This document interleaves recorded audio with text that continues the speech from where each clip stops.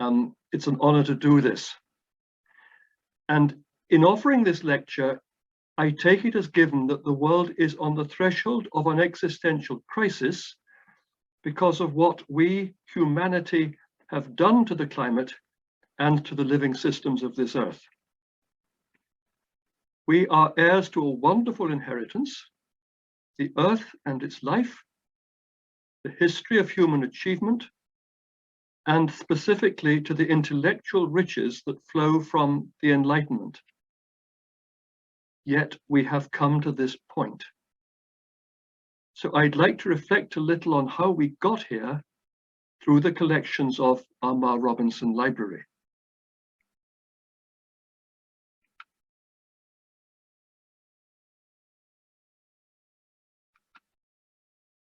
The voyages of the European explorers in the 15th and 16th centuries began a process by which we could learn to see the world as one. It was no longer flat with an edge. It is a sphere capable of being represented and studied on globes, as in this French geography text of 1716. The whole world could be mapped with increasing accuracy. With the sun or the stars, the right instruments and calculations, you could work out your position on any part of it. This English atlas of 1714 proudly shows the first meridian through Greenwich. With growing skills of surveying and cartography, atlases of increasing detail and great beauty were produced, like this one by Willem and Johannes Blau of Amsterdam as early as 1640. And from it, here are Portugal on the left, with north to the right, and on the right, the Molucca Islands, of enormous commercial interest in their day as the Spice Islands. James Cook would become the pioneer of British exploration in the Southern Oceans in the 18th century, noting as ice islands enormous icebergs. Cook was then at 61 degrees south. It would be interesting to know whether such icebergs might be encountered at that latitude today. He also records that on one occasion they took on board as much loose ice as they could collect to use as fresh water. After Cook's death, the Comte de La Pérouse led a French expedition around the world, setting sail in 1785. Tragically, both ships were lost with all hands in the Solomon Islands in 1788. But one of the party, Barthélemy de Lesseps, had gone ashore with reports in Kamchatka in October 1787. From here he traveled overland through Siberia, arriving in St. Petersburg in September 1788. And he would have crossed, of course, the province of Yakutia, whose forests were devastated by fire this summer. Again, none of this was possible, especially at sea, unless you could calculate your position. The sextant, astrolabe, and accompanying mathematics were the predecessors of our GPS today. Here are some French texts from the revolutionary period. Note the date, en numéro 7. Meanwhile, the problem of accurate timekeeping, essential to the calculation of longitude, had been solved by the self-taught English clockmaker John Harrison, although he had a long battle with officialdom in the shape of the Board of Longitude, for recognition of his achievement and payment of the bounty he was due. And the world has become one culturally. The sciences and technology developed in European societies have brought us to where we now are. Exploration not only brought to Europe the knowledge of new lands, but introduced cultures to one another as never before. Here is St. Francis Xavier on the left, with the Jesuit Matteo Ricci on the right. Matteo Ricci, who over 27 years to 1610, effectively enculturated himself into Chinese Mandarin society, taking the name Li Madu to work with Confucianism from within. Tragically, as we know, few other such encounters were as mutually respectful, especially where settlement and colonization were involved. Here is a portrait of Mexican rural life, including fishing with a seine net at the top, trees, and in the center a sacrificial ritual drawn by the Spanish Franciscan missionary Diego de Valadez, 1533 to 82.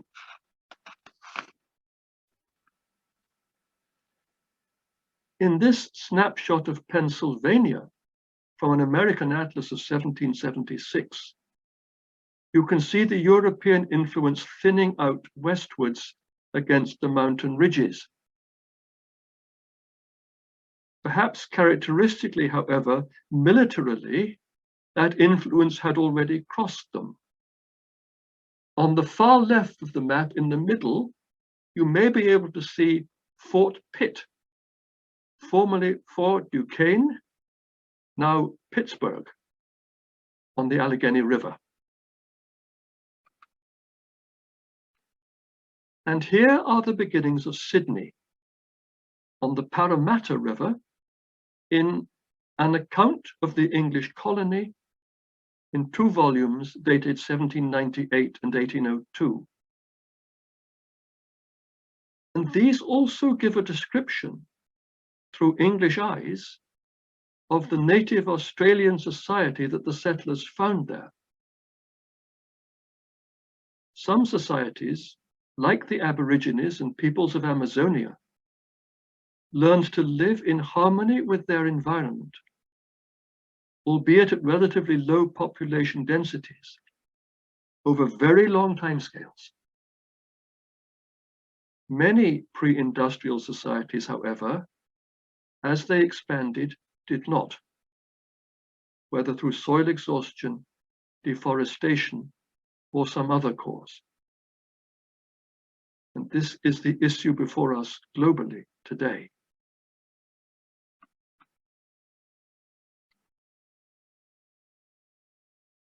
To introduce the origins of modern science with Archbishop James Ussher may seem perverse. To him we owe the dating of the creation of the universe in good Hebrew fashion to nightfall on the 22nd of October 4004 BC. But however at odds his conclusion with today's science, he was setting out to answer a scientific question. How old is the universe? With the data that he had. So too the early scientists. Here, Sir Robert Boyle, a second-generation planter and son of the Earl of Cork, rubs shoulders with the political philosopher Thomas Hobbes, the Italian jurist and antiquarian Guido Pansiroli, the philosopher and mathematician Descartes, and Vossius, a Dutch classicist, historian, and theologian. The great thinkers of the Enlightenment were frequently people of wide interests and competence, and the contemporary name for what we call science was natural philosophy. Not surprisingly, the Enlightenment also saw the founding of scientific institutions and learned societies. The Royal Society in 1660, the first such institution in the world, the Académie des Sciences in 1666, and what is now the Royal Dublin Society in 1731. Not that scientific advances were uncontested. Here is Dr. William Richardson, rector of Clonfecal, that is Benburb, taking issue with the conclusions of James Hutton, the founder of modern geology, with his insights into stratigraphy, a long age for the Earth and its processes, and the intrusion of igneous rocks as seen on the North Antrim coast and above Belfast. But to return to Boyle, he is one of the great scientists whose work is represented in the library's collection. He was a founder member of the Royal Society and had an extraordinary record in scientific experiment, in physics, and especially chemistry. He is remembered, of course, especially for Boyle's law concerning the pressure and volume of a gas in a closed system. Here are two first edition publications of his. And that on the right, the aerial Noctiluca, is about bioluminescence. More fundamental science. Sir Isaac Newton's Principia, first published in 1687, in which he set out classical mechanics and his laws of motion and gravitation, fundamental to physics and astronomy prior to the advent of relativity. And there's also, on the left, more astronomy from Robert Hooke, collaborator with Sir Robert Boyle, but also the pioneer of microscopy, and, from another author, optics.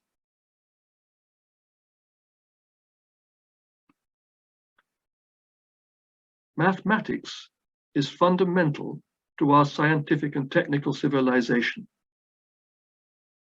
Without it, there would be no physics or astronomy, no engineering, no computing, not even the algorithms that seek the most efficient pattern of delivery vehicles going round our doors. Again, Newton is the founding figure and an early pioneer of calculus. But he does not come out of nowhere. Here, for example, is André Taquet from Brabant, mathematician and Jesuit priest of a slightly earlier generation. He died in 1660, who worked with Euclidean geometry and after whom a crater is named on the moon. An Irish contribution comes from Hugh Hamilton of Trinity College, Dublin, who did groundbreaking work on conic sections in geometry, before eventually becoming Dean of Armagh and then a bishop. This is a first edition of his major book in 1758, translated into English 15 years later.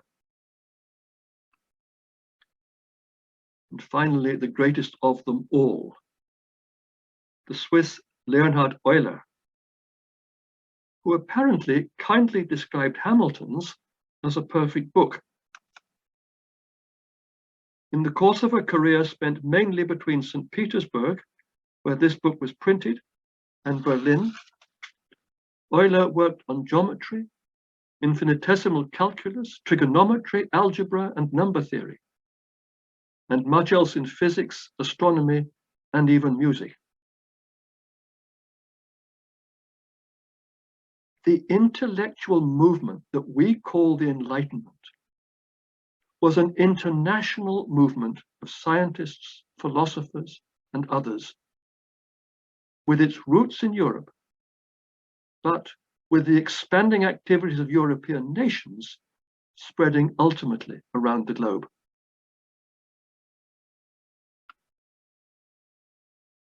When we come to the science of the plant and animal world, the library unfortunately has nothing of Linnaeus.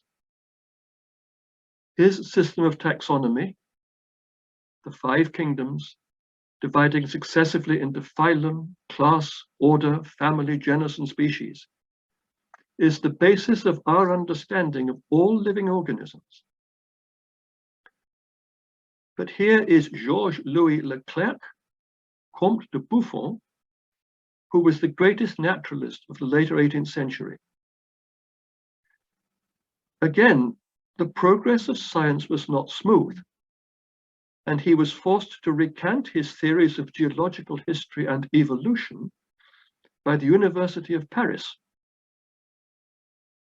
As he died in 1788, this would not have happened if he'd lived a few years longer.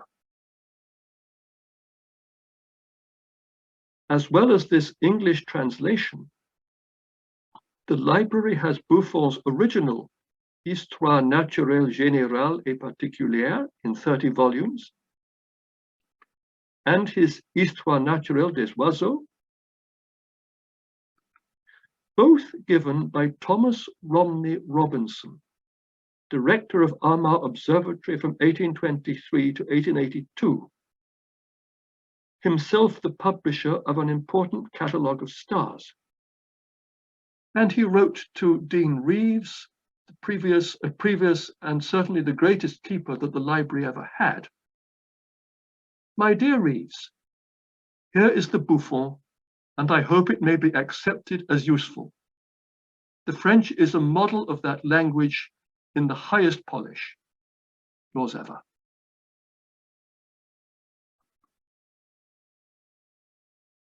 A successor to Buffon and influenced by him was Baron Cuvier, whose Animal Kingdom, in English translation, the library has. Cuvier was also a founder of paleontology, the study of fossils. He established extinction of species as a fact and popularized the theory of catastrophism as bringing about the major changes in the geological history of the Earth.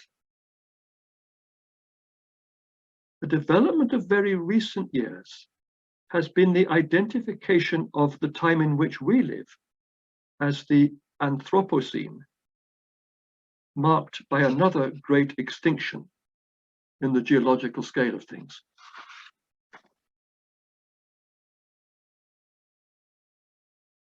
With the rise of exploration came the beginning of plant collecting, which has so influenced our gardens today.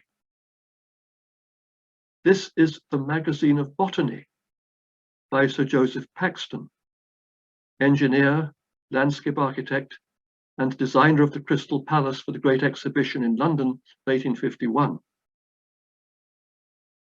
Paxton also bred the Cavendish banana, naming it after the Duke of Devonshire, his patron, the Cavendish family, shown here in the center. This is the banana which we eat today in vast quantities, but which, as a single species propagated only by cloning, is threatened with extinction by a new variant of the fungal infection Panama disease. And this, while we think of it, should remind us of the role of plants in medicine, the possibility of new and urgently needed medical discoveries, and the risk of losing species even before we have identified them. Which brings us to farming, gardening, and our use of the earth. It's worth noting that Sir Arthur Rawdon, 1662 to 95, who first built much of Moira, County Down, and whose family's books we have, was known as the father of Irish gardening.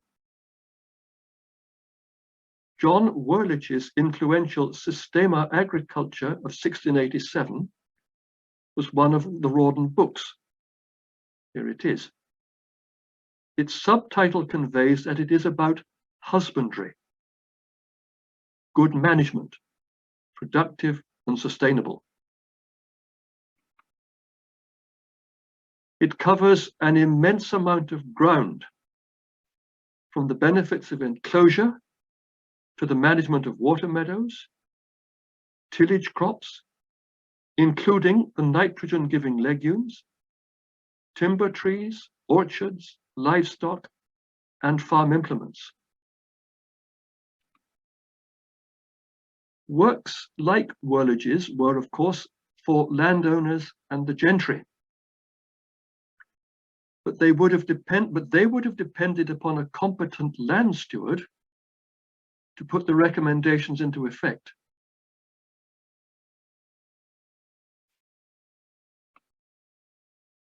Whirlich's work, however, came out 4 years after the first edition of John Evelyn's Silver, said to be one of the most influential texts on forestry ever published.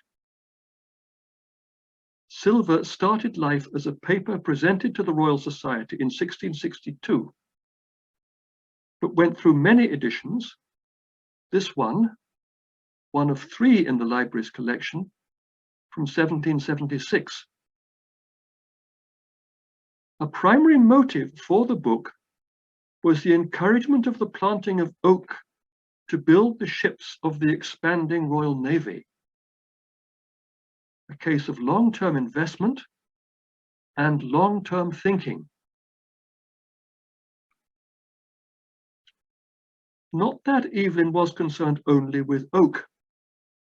Here is Arbutus unedo, the strawberry tree, as found native in Ireland, with 2 other species botanically classified. But to return to farming generally, Whirlich's Systema remained the principal agricultural text until the mid-18th century, when it was superseded by new developments. And of these, perhaps the key was Jethro Tull's Horse-Hoeing Husbandry of 1733. And yes, the band is named after him. Tull also invented a seed drill. And such mechanical cultivation and the replacement of the 1 year in 3 fallow, inherited from the old open field system of the English villages, with a 4-year crop rotation, was the basis of the so-called agricultural revolution. The intention was a sustainable increase in production, and on the lighter soils of eastern England, it worked, at least for a while. If we may undertake a crude evaluation, Tull elevated cultivating over manuring, and in that he was mistaken. Manuring was found to be necessary to avoid impoverishing the soil. Too frequent sowing of clover in the rotation led to failure of the crop, known as clover sickness. And in time, phosphate deficiency became a problem. Any available source of phosphate was exploited, from fossil beds in Cambridgeshire, even apparently to former battlefields. I came across a reference to England as the Gaul of Europe, until Chilean guano and then rock phosphate became available. I mentioned lighter soils. Widespread mechanical cultivation of heavier soils had to await the industrially produced under drainage pipes in clay, the precursor of the slotted yellow plastic that you see farmers putting in today. Such agriculture, of course, required the prior enclosure of the old common fields, the development of sufficiently large holdings, and the accumulation of capital to make it possible. And these must have had consequences for those who did not share in the benefits of this movement.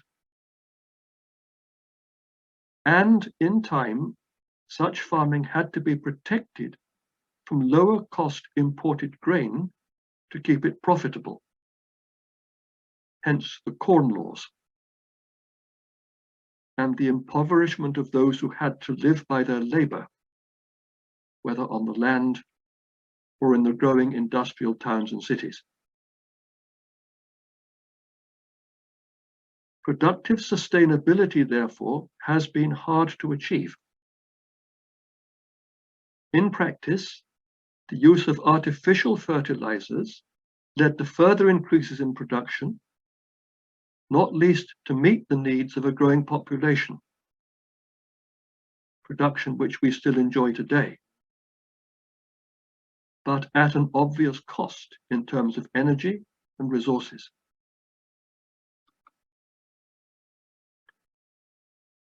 Interest in agricultural improvement certainly spread to Ireland.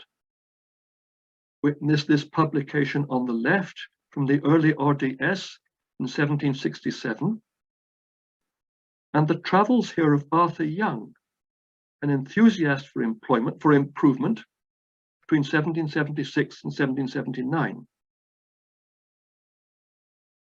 But alongside a developing commercial agriculture, there was an almost parallel world of subsistence farming by an expanding population taking in additional land based on the cultivation of the potato. This illustration from Arthur Young shows how it was grown. 2 rows per ridge, until Phytophthora infestans struck. The potatoes rotted in the ground. The ridges, still visible on the hill slopes in parts of the west, were never opened. Starvation and a humanitarian and demographic catastrophe ensued. The only contemporary publication on Gorta Mór in the library of which I'm aware is this novel of 1847 by William Carleton, with its pointed dedication to the Prime Minister, Lord John Russell. While supporting his predecessor Peel in the repeal of the Corn Laws, and himself introducing a programme of public works at the beginning of his ministry, Russell then discontinued the programme of work, replacing it with so-called indoor and outdoor relief through the Irish Poor Law in the workhouses, relying primarily on the Irish landlords. And the result was disaster. I hope it's not too much of a generalization to suggest that some of the conditions which obtained in Ireland before the famine may be seen in parallel in a global view today.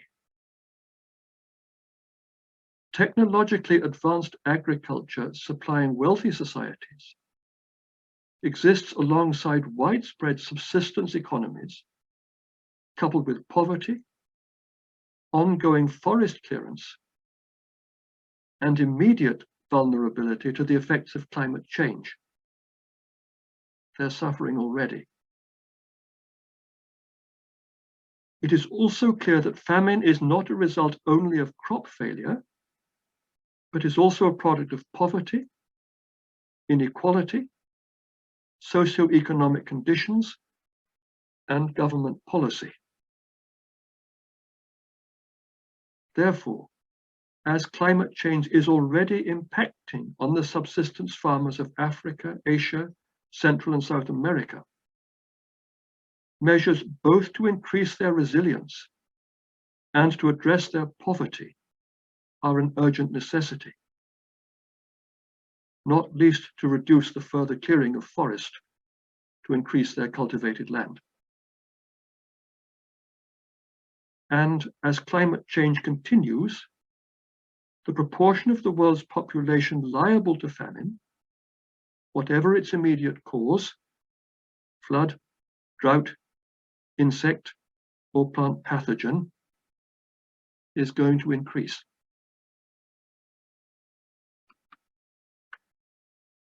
But perhaps the most physically obvious aspect of today's global society is its technology, with its European and American roots. Here is Benjamin Franklin, Fellow of the Royal Society, founding father of the United States, on electricity. Now and in the future, the energy at the heart of our civilization.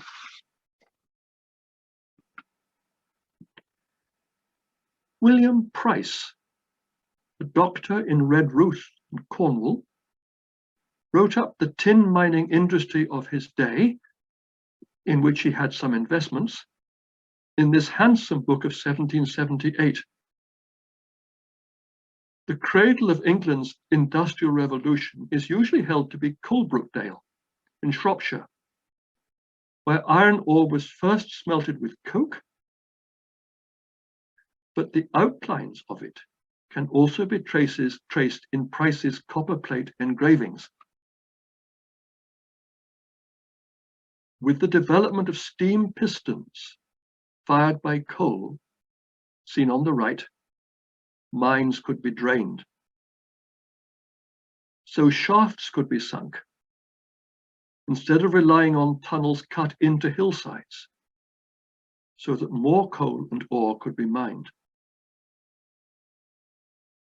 The first railways were tramways, carrying minerals from the mine to where they could be smelted or moved by road or water.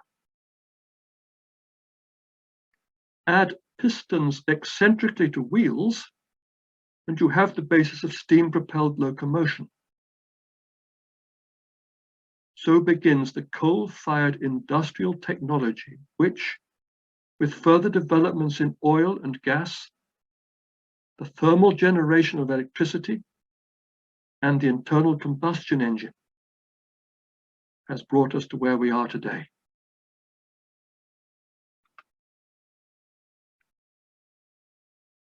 Irish canals, like English ones, are built for narrow boats.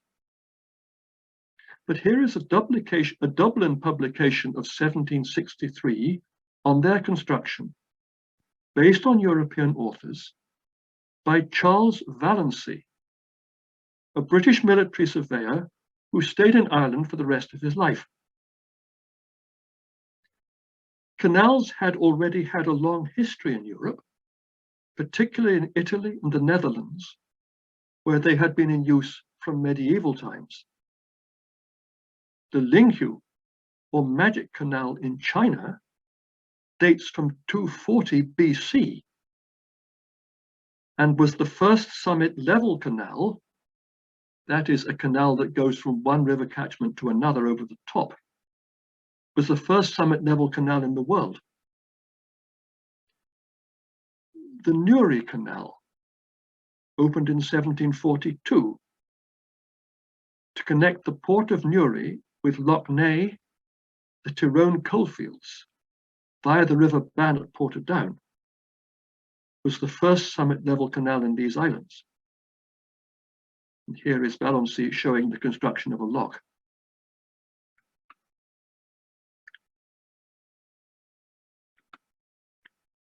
Canals were crucial to early industrialization.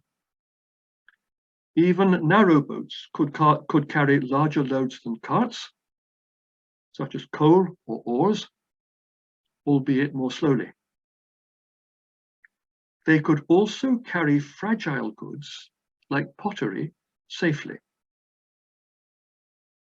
So the canal economy of the 18th century prefigures the global economy of the 21st, in which bulk carriers and tankers carry coal, ores, and fuel, and the container ships, the consumer goods of the wealthy world.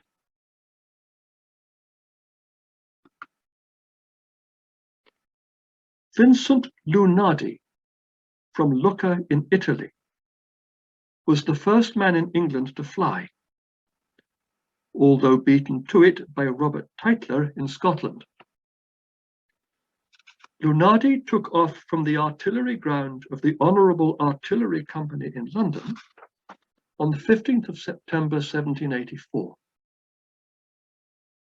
So begins the story of aviation, which, especially as it has become a means of mass transport, has become another of those factors making the world into one.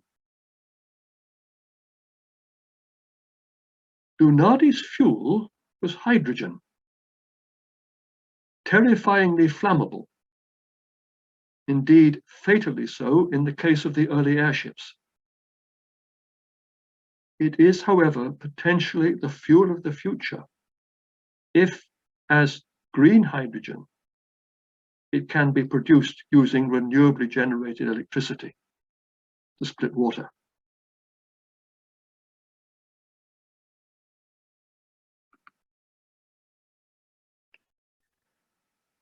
Chapters 1 and 2 of the book of Joel tell of a locust plague and drought together so devastating as to threaten the very existence of the nation of Israel. Dr. Pocock's commentary, published in 1740, is an astonishing piece of scholarship, working with Hebrew, Greek, Syriac, Latin, and Chaldee languages, Jewish and contemporary Christian commentators.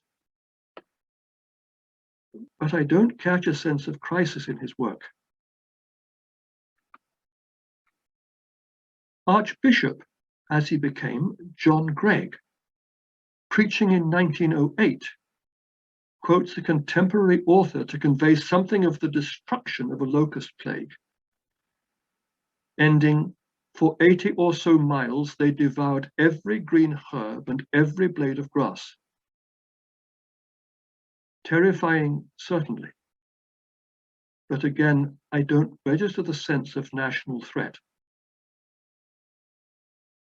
It may be, therefore, our contemporary situation which leads me to read this text as concerning an existential crisis. Joel does, however, refer to it as the day of the Lord, that is, in terms of ultimate judgment.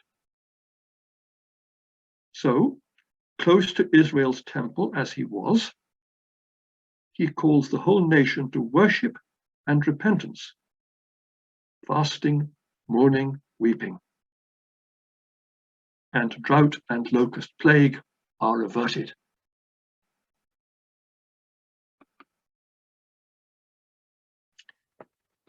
The intellectual and technical history, whose merest outline I have traced through the collections of the library, is a wonderful inheritance, a demonstration of the capacity of the human mind and of our inventiveness. Yet we are now at a point of crisis,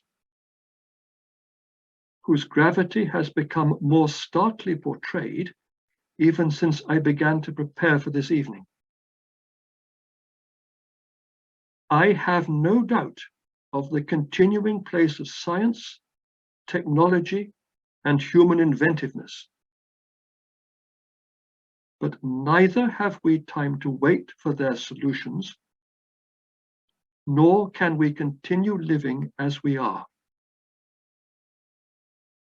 It is in this context that I read Joel's call to repentance to a world facing an existential crisis. To all of us, nations, leaders, and people, to change our lives, to live together, making our care for the earth, its climate, and its life our first duty, and our second, no less, to those with whom we share it. In their book of 2012, How Much is Enough?, the economists Robert and Edward Skidelsky suggested that we are to act as gardeners of the earth. And that, as they mention, takes us back to another author who identified this as our purpose in the beginning. To do this now, on the scale required, will take the very best science and technology possible. It will also take, and this may be much more difficult, human cooperation on all scales from the global to the local. Cooperation that will require trust and good faith. Could nations even compete with one another in care for the planet? Such cooperation will need to be embodied in arrangements and institutions, the sort of things the political philosophers of the Enlightenment thought about, holding in balance personal and national freedom with responsibility for the common good. In other words, the climate crisis and the wider environmental crisis is by no means just a technical problem. It challenges us worldwide in all aspects of our humanity. The paradox is that our misapplication of the inheritance of the Enlightenment, glorious as it is, has brought us to this point. It is my hope that this little reflection on the riches of our inheritance may encourage us to go forward to tackle the issue together. Thank you.